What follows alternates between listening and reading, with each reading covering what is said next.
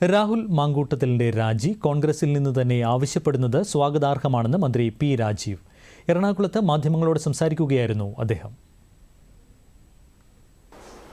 അത് വളരെ അതീവ ഗൗരവമുള്ള സാഹചര്യമാണ് രൂപപ്പെട്ടിട്ടുള്ളത്.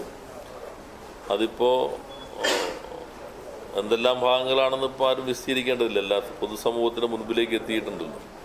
ഇപ്പോൾ കേരള രാഷ്ട്രീയത്തിൽ ഇതുവരെ കണ്ടിട്ടില്ലാത്ത ഒരു അസാധാരണമായിട്ടുള്ള അതീവ ഗൗരവമായ ഒരു സംഭവമാണ് വന്നിട്ടുള്ളത്.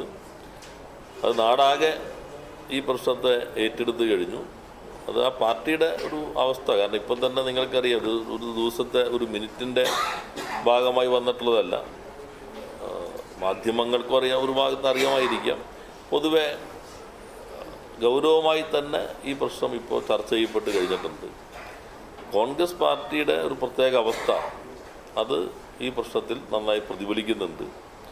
ഏതെങ്കിലും ഒരു താൽക്കാലിക വേതന സംഹാരികൾ കൊണ്ട് പരിഹരിക്കാൻ കഴിയുന്നതല്ല കേരളീയത്തെ സമൂഹം. കേരളം മാത്രമല്ല, ഇന്നിപ്പോൾ നാഷണൽ മീഡിയയിലെല്ലാം ഒരു വലിയ ചർച്ചയായിട്ട് ഇത് മാറിക്കഴിഞ്ഞിട്ടുണ്ട്. അപ്പോൾ കോൺഗ്രസ് കേരളം ആവശ്യപ്പെടുന്നതിനനുസരിച്ച് അവർ പ്രവർത്തിക്കുമോ എന്ന് മാത്രമാണ് ഇനി നോക്കാനുള്ളത്.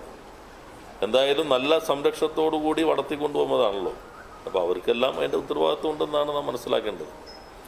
മലയാള മനോരമയിൽ സുജിത് നായർ എഴുതിയത് വായിച്ചപ്പോഴാണ് 3 വർഷം മുമ്പ് തന്നെ പരാതി ലഭിച്ചു എന്ന് ആധികാരികമായിട്ട് കണ്ടത്.